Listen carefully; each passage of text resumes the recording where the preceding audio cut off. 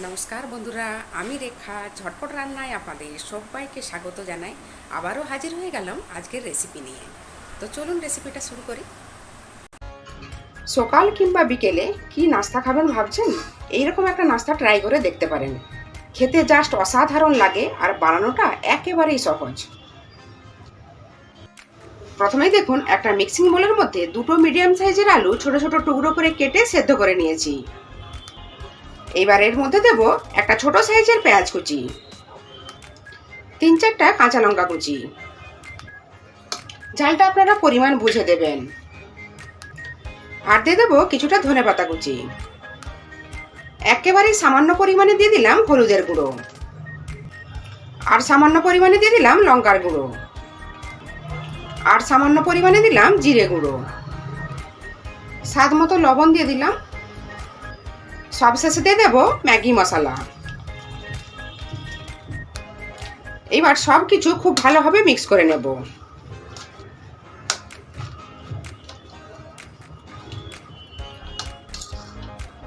দেখুন, খুব ভালোভাবে মিক্স করে নিয়েছি। আপনারা চাইলে এই কাজটা হাত দিয়েও করে নিতে পারেন। এইবার দেখুন, একটা বাটি নিয়েছি, এর মধ্যে দিয়ে দিলাম 2 চামচ ময়দা। এর মধ্যে সামান্য পরিমাণে লবণ অ্যাড করে দিলাম।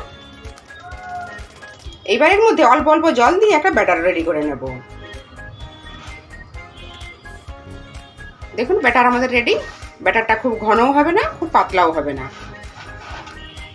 এবার দেখুন, এইখানে কতগুলো আমি ব্রেড বা পাউরুটির পিস নিয়ে নিয়েছি।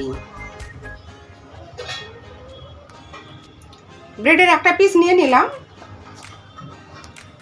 এবার এর মধ্যে কিছুটা আলু এইভাবে ভরে নেব। দেখুন, সবগুলো এইভাবে ভরে নেব। দেখতে পাচ্ছেন? দেখুন, সবগুলো রেডি করে নিয়েছি। এইবার এইগুলো নিজেদের পছন্দ মতো কেটে নিতে পারেন। আমি 4 ভাগ করে নিচ্ছি।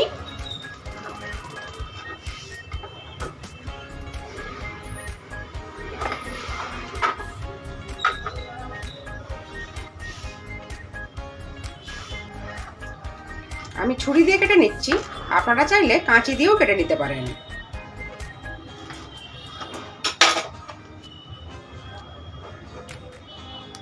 এইখানে আমি ব্রেড ক্রাম্বস নিয়ে নিয়েছি। এইবার একটা করে পিস নেব, এই ময়দার ব্যাটারের মধ্যে চুবিয়ে নেব।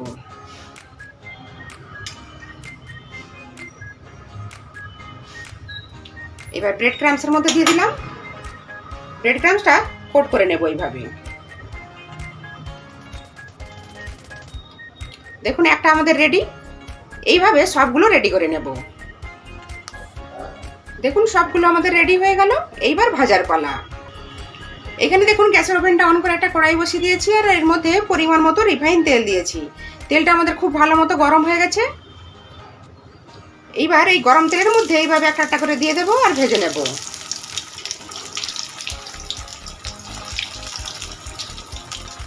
এগুলো ভাজতে কিন্তু বেশিক্ষণ সময় লাগবে না, ব্যাস 2 থেকে 3 মিনিট সময় লাগবে। উল্টে পাল্টে লাল করে ভেজে নিতে হবে।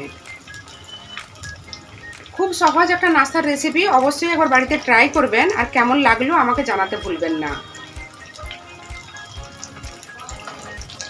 উল্টে দেবো।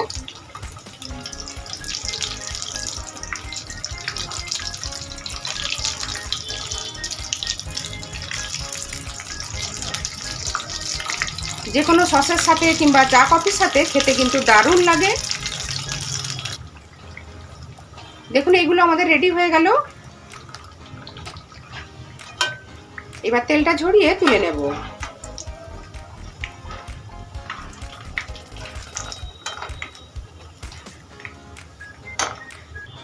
দেখতে পাচ্ছেন, দেখতে কতটা সুন্দর হয়েছে, খেতেও কিন্তু খুবই টেস্টি হয়।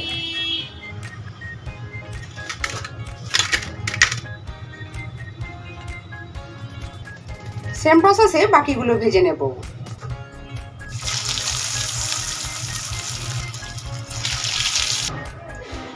দেখুন, সবগুলো আমাদের রেডি হয়ে গেল।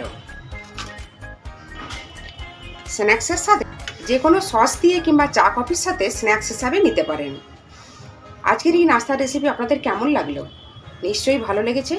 ভালো লাগলে প্লিজ একটা লাইক দিয়ে চ্যানেলটা সাবস্ক্রাইব করার অনুরোধ রইল। আজ তাহলে এই পর্যন্ত থাক, আবার হাজির হয়ে যাব নতুন কোনো রেসিপি নিয়ে। ততক্ষণ সবাই খুব ভালো থাকবেন, সুস্থ থাকবেন, সাবধানে থাকবেন। ভিডিওটা দেখার জন্য আপনাদের সবাইকে অসংখ্য ধন্যবাদ।